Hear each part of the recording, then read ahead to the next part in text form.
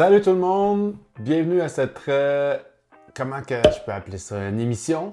Non, c'est juste une histoire. Je vous conte une histoire qui m'est arrivée en République dominicaine au mois de mars dernier, c'est-à-dire en 2025.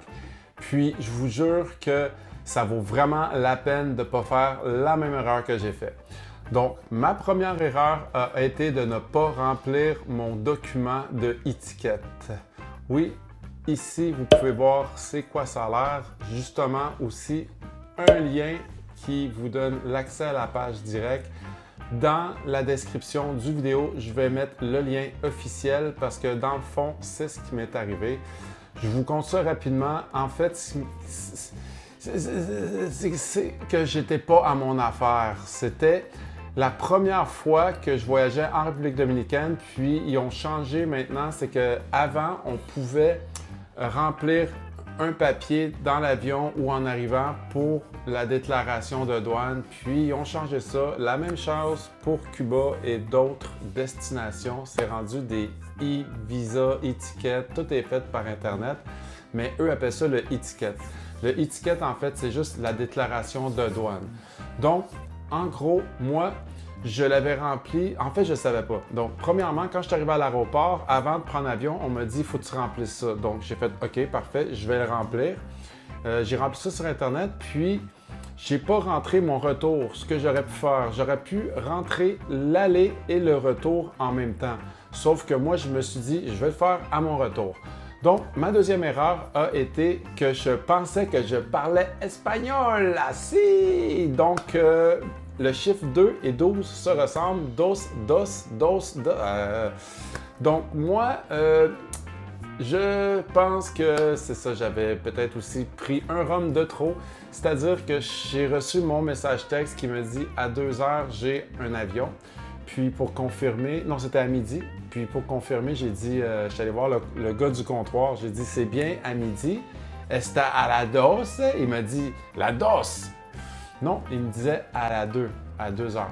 Donc, une erreur, ne pas parler espagnol quand tu ne sais pas parler espagnol. Idéalement, te fier aussi au message texte ou au email de ton agence qui va te confirmer l'heure de ton autobus qui se rend à l'aéroport. Donc, finalement, en gros, ce qui m'est arrivé, c'est que j'ai failli rater mon avion.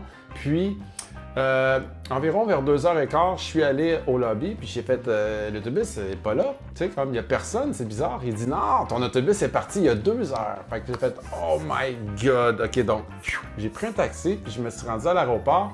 Puis, en se rendant à l'aéroport, on s'est dit on est pressé. Puis on a eu un petit flash, on s'est dit « Ah oui, c'est vrai, en plus d'être en retard, on n'a pas rempli notre document de douane. » Puis, ils ne veulent pas te laisser sortir si tu n'as pas ça. Puis c'est là que l'arnaque arrive. Donc oui, j'ai failli me faire arnaquer, puis c'est simple.